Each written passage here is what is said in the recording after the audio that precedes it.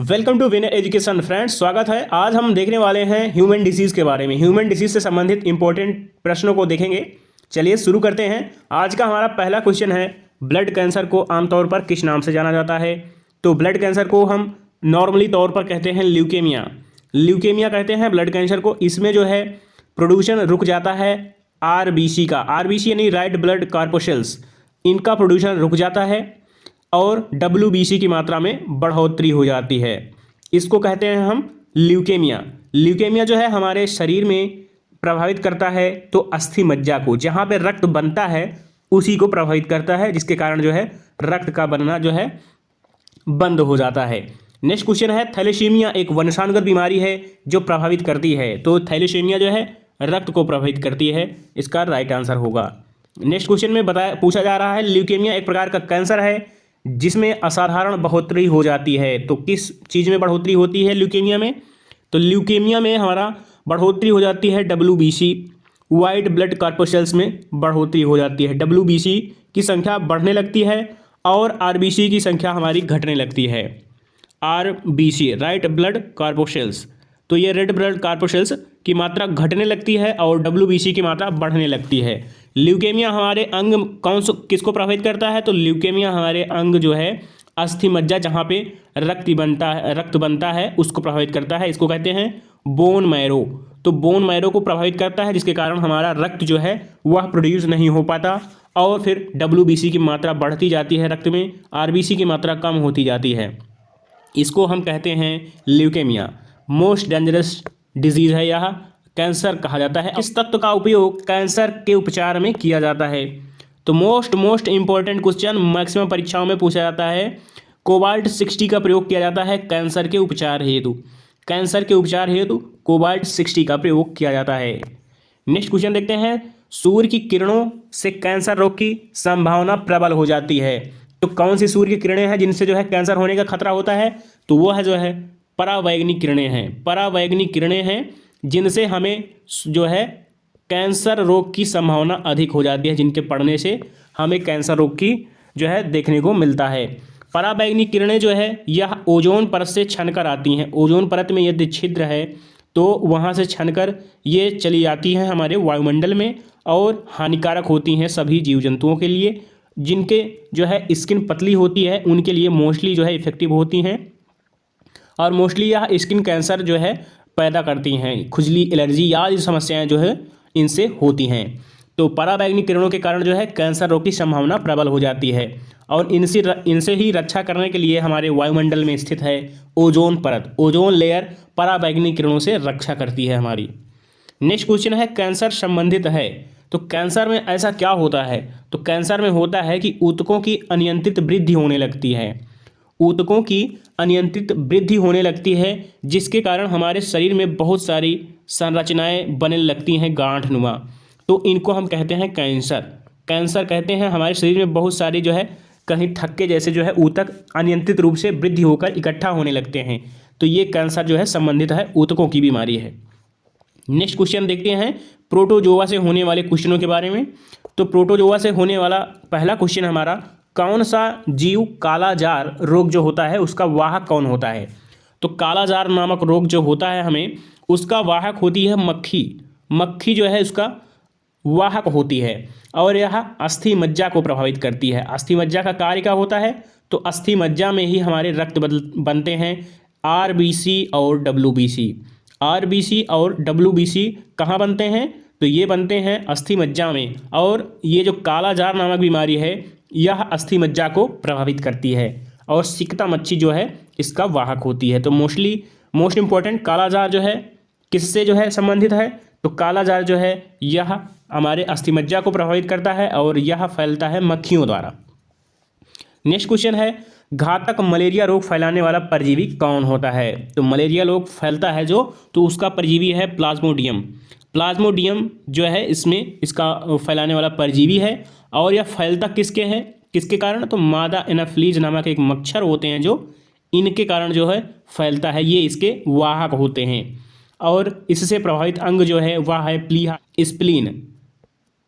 Spleen जो है प्रभावित होता है मादा एनाफ्लीज मच्छर के काटने पर और हमें मलेरिया रोग देखने को मिलता है। मलेरिया मादा एनाफ्रीज मच्छर के काटने से होता है। यह प्रोटोजोआ प्लाज्मोडियम पाया जाता है इसमें। ठीक, नेक्स्ट क्वेश्चन है मलेरिया बीमारी की खोज किसने करी थी? तो मलेरिया बीमारी जो है इसकी खोज करने वाले हैं रोनाल्ड रॉस। रोनाल्ड रॉस ने इसकी खोज की थी। नेक्स्ट क्वेश्चन है मोस्ट इंपॉर्टेंट, मलेरिया परजीवी की कौन सी अवस्था संक्रामक है? तो संक्रामक अवस्था कौन सी है? वह है स्पोरोजाइट। स्पोरोजाइट नामक जो संक्रामक अवस्था है वह मलेरिया परजीवी की है। Most important question. Next question देखते हैं। नेक्स्ट है मनुष्य में पेचिश रोग किस परजीवी के कारण फैलता है? Most repeated and important question कह सकते हो आप। मनुष्य में जो पेचिश रोग होता है वह किसके कारण फैलता है, किस परजीवी के कारण फैलता है? तो वह फैलता है एंट अमीबा के कारण। एंट अमीबा हिस्टोलिका नाम का एक जो है परजीवी पाया जाता है जो हमारे शरीर में प्रवेश कर जाता है तो उसके कारण पेचिश पड़ने लगती है। तो इसका राइट आंसर होगा एंट अमीबा हिस्टोलिका। नेक्स्ट क्वेश्चन देखते हैं।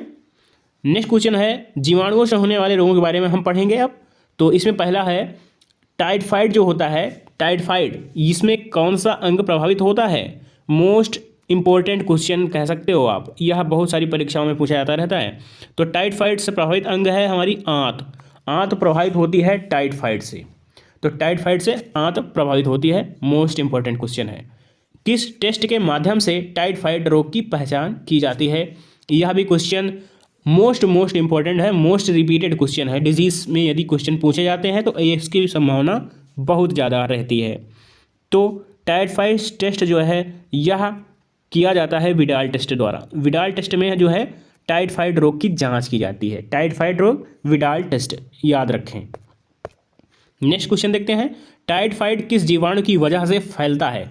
तो टाइफाइड फैलाने वाले जीवाणु कौन से होते हैं ना? सल्मोनेला टाइफोसा। सल्मोनेला टाइफी नाम का एक जीवाणु होता है, उसकी वजह से हमें टाइफाइड देखने को मिलता है। तो टाइफाइड जीवाणु यानी बैक्टीरिया, बैक्टीरिया जो होते हैं इसमें कौन सा है? तो सल्मोनेला बैक्टीरिया जो है पाया जाता है। सल्मोनेला टाइफी बैक्टीरिया पाया जाता है टाइफाइड की बीमारी में। नेक्स्ट क्वेश्चन में है कौन सा रोग प्रायः वायु के माध्यम से फैलता है? कौन सा रोग वायु के माध्यम से? मोस्ट खतरनाक है ये भाई साहब, मोस्ट इंपॉर्टेंट भी है और खतरनाक भी है। तो प्लेग जो फैला था, प्लेग जो है जो फैला था यह जो है वायु के माध्यम से फैलने वाला रोग था प्लेग। मोस्ट इंपॉर्टेंट, प्लेग जो है वायु के माध्यम से फैलता है। हैजा रोग का क्या कारण है? हैजा मतलब किस कारण से होता है? वायरस से कि बैक्टीरिया से? तो हैजा फैलाने के लिए जो है हैजा गंदगी में फैलता है, तो हैजा जीवाणु से जो है फैलता है। जीवाणु यानी बैक्टीरिया। बैक्टीरिया की खोज किसने करी? तो आइनोवास्की ने करी थी। बैक्टीरिया के कारण फैलता है हमारा हैजा। और नेक्स्ट है कौन सा संक्रामक रोग है? तो संक्रामक रोग डिप्थीरिया है। डिप्थीरिया जो है एक संक्रामक रोग है। नेक्स्ट क्वेश्चन देखते हैं। डीपीटी का टीका बच्चों को क्यों दिया जाता है? किस चीज़ से बचाता है यार? तो डीपीटी जो है वह डिप्थीरिया, काली खांसी और टिटनेस से बचाव हेतु बच्चों को दिया जाता है। मोस्ट इम्पॉर्टेंट, बहुत ज़्यादा महत्वपूर्ण क्वेश्चन। डीपीटी जो है टीका यह दिया जाता है बच्चों को डिप्थीरिया, काली खांसी व टिटनेस से बचाने के लिए। नेक्स्ट क्वेश्चन देखते हैं। नेक्स्ट क्वेश्चन में है बीसीजी का टीका। अभी तक उसमें था दूसरा, अब इसमें आ गया बीसीजी का टीका। तो बीसीजी का टीका क्यों लगाते हैं बच्चों को? तो बीसीजी का टीका लगाया जाता है ट्यूबरक्लोसिस, टीबी से बचाने के लिए। मोस्ट इंपॉर्टेंट क्वेश्चन है। बीसीजी का पूरा नाम क्या होता है? तो बीसीजी का पूरा नाम होता है बैसिलस कालमेट ग्यूरेन। तो बैसिलस कालमेट ग्यूरेन इसका पूरा नाम होता है। और इसकी खोज किसने करी थी? तो यूरियन कालमेट ने जो इसकी खोज करी थी, यूरियन कालमेट ने।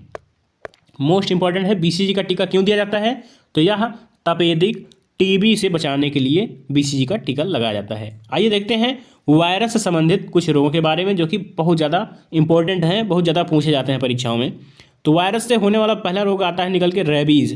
रेबीज जो है यह एक वायरस जनित यानी विषाणु से होने वाला रोग है।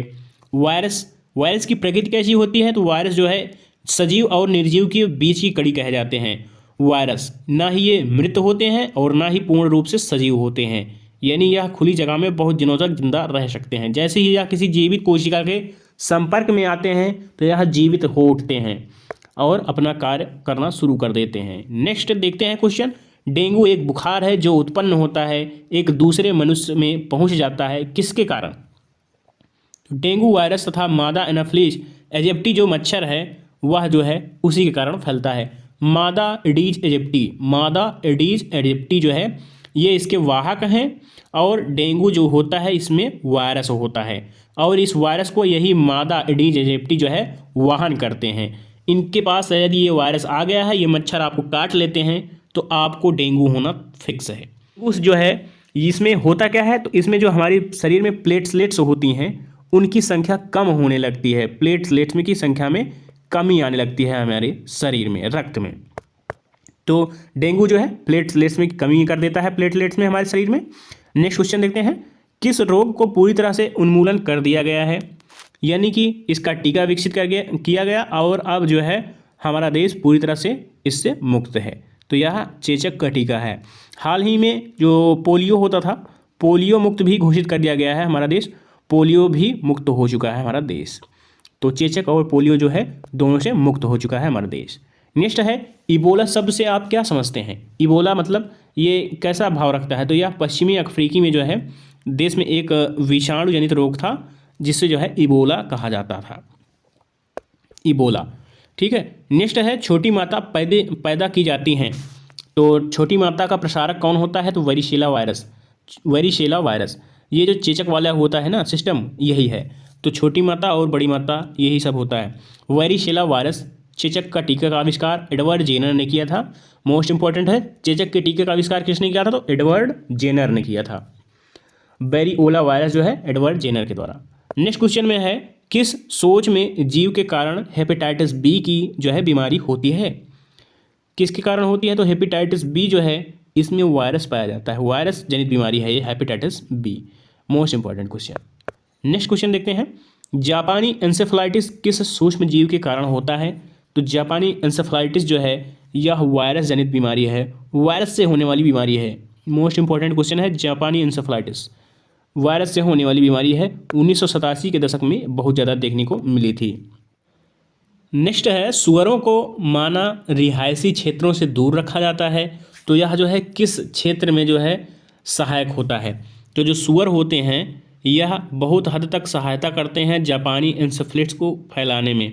तो जापानी एंसेफेलाइटिस को रोकने में मदद करता है कि सुअरों को जो है हमारी बस्तियों से दूर रखा जाए, और इनसे बहुत सारी बीमारियां होती हैं तो इसलिए जो है इनको दूर रखा जाता है। तो यह मोस्ट हेल्पफुल होता है कि जापानी एंसेफेलाइटिस नामक रोग इन्हीं के वाहक, ये जो है इसी के वाहक होते हैं, सो इनको दूर रखा जाता है इसीलिए।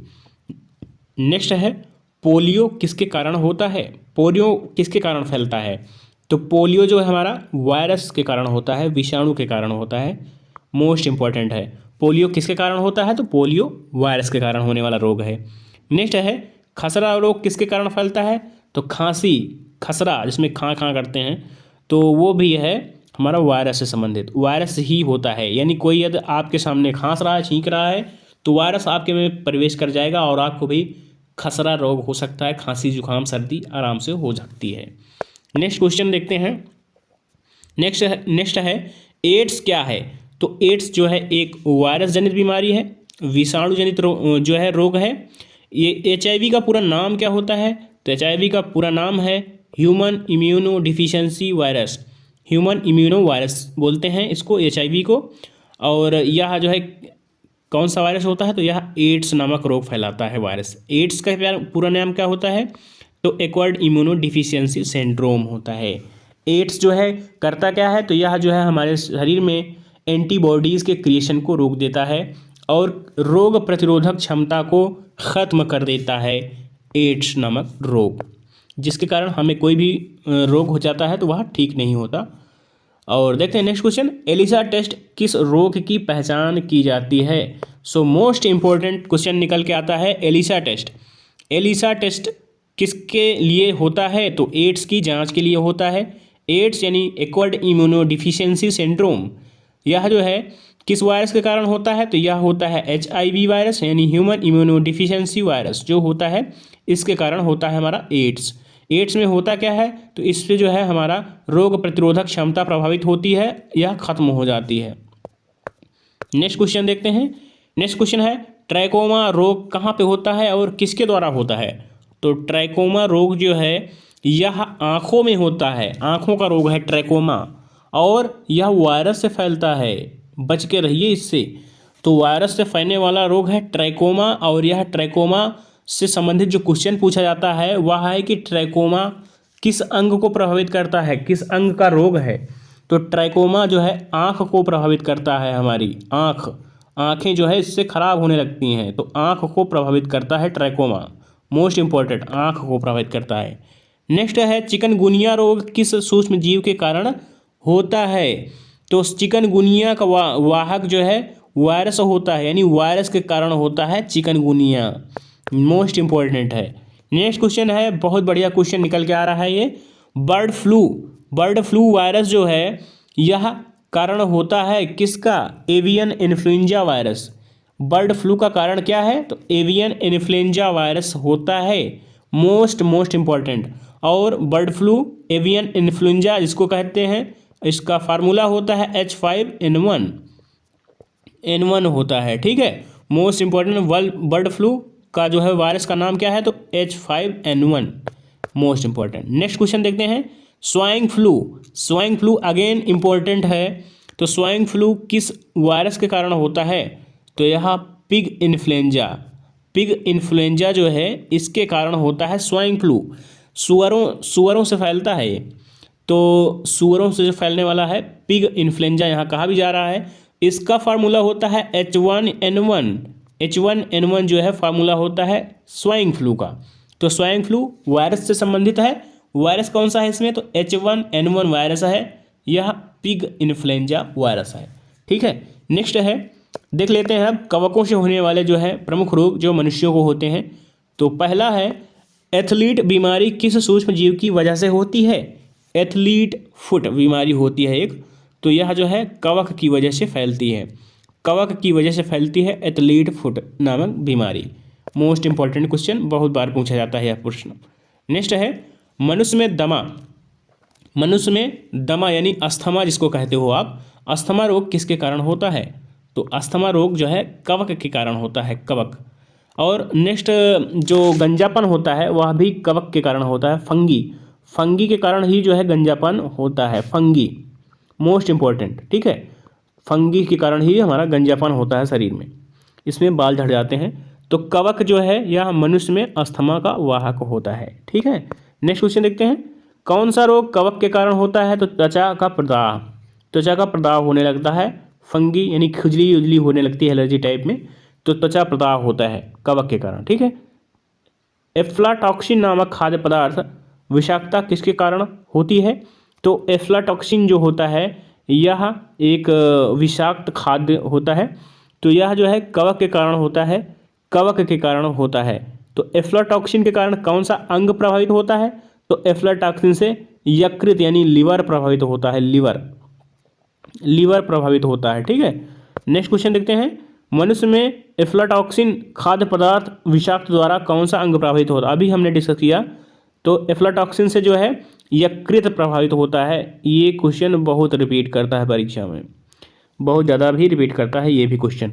तो एफ्लाटॉक्सिन जो खाद्य पदार्थ है यह विषाक्त द्वारा जो है हमारे यकृत को प्रभावित करता है, ठीक है। अब दंत क्षय कारण जो कुछ अन्य रोग हैं उनको देख लेते हैं। दंत जो क्षय होने लगता है तो जो है वह बैक्टीरियल संक्रमण के कारण होने लगता है, यानी दांत गिरने लगते हैं। इसमें हमारे मुंह का जो पीएच मान है वह यदि 5.5 से कम हो जाए, यानी 5.5 से कम पीएच हो जाएगा तो अम्लता बढ़ जाएगी, तो अम्लता बढ़ जाने के कारण दांत गिरने लगते हैं, दांत जो है सड़ के गिरने लगेंगे आपके मुंह के। दोस्तों जो पीएच मान है उसमें 7 वैल्यू जो होती है यह उदासीन होता है, यानी कि 7 पर है, यदि पीएच वैल्यू 7 है तो वह उदासीन विलयन है। पीएच 7 से कम है 7 की वैल्यू से तो वह जो है विलयन अम्लीय है। यदि पीएच आपका 7 से अधिक आता है तो वह क्षारीय है, ठीक है। तो पीएच स्केल 1 से लेकर 14 तक के बीच में आंकड़े होते हैं जो कि अम्लता और क्षारीयता को प्रदर्शित करते हैं और उसके उदासीनीकरण को प्रस्तुत करते हैं। नेक्स्ट है कृत्रिम इंसुलिन का आविष्कार किसने किया था? कृत्रिम इंसुलिन हार्मोन जो है यह हमारे शरीर में रक्त में जो शर्करा है यानी चीनी शुगर की मात्रा को कंट्रोल करता है, उसके लेवल को बैलेंस करता है।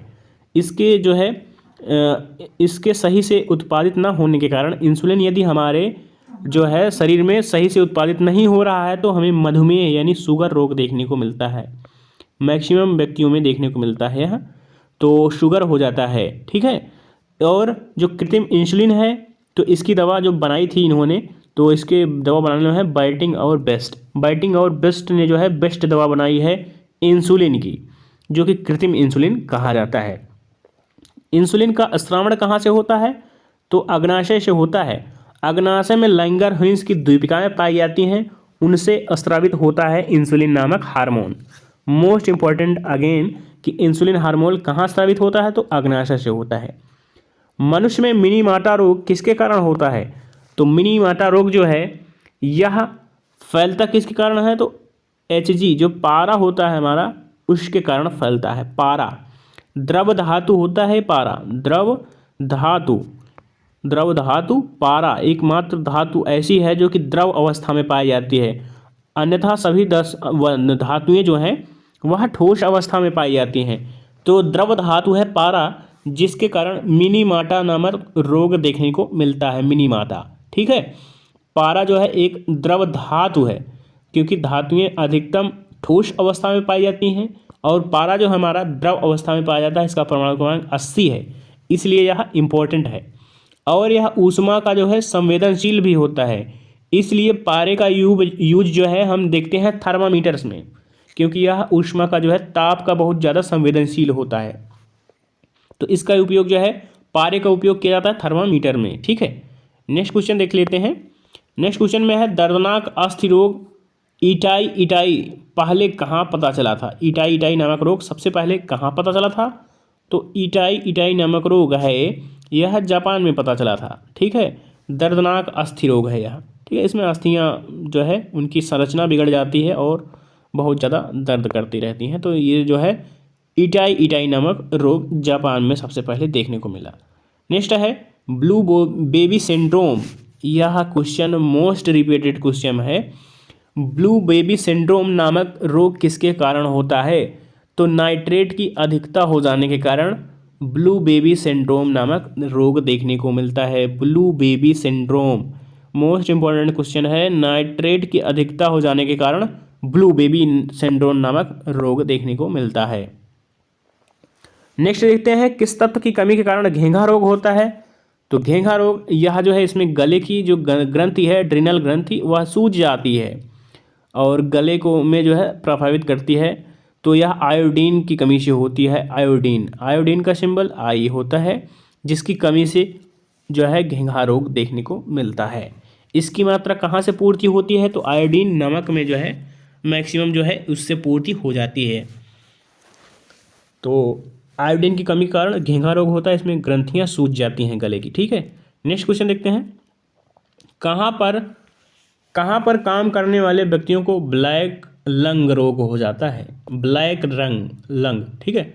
तो ब्लैक लंग से ही समझ में आ रहा है कि कोयला संबंधित होगा यह, ठीक है। तो कोयले की खानों में जो काम करते हैं व्यक्ति, उनको ब्लैक लंग नामक रोग हो जाता है, यानी उनके फेफड़े प्रभावित होते हैं कोयले में की खानों में काम करने वाले लोगों के, ठीक है।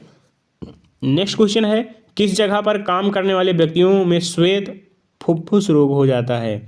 तो श्वेत फुफ्फुस जो है वह कागज उद्योग में काम करने वाले लोगों को होता है, या कि टेक्सटाइल जो मिल्स होती हैं उनमें काम करने वाले व्यक्तियों को होता है श्वेत वाइट फुफ्फुस, ठीक है।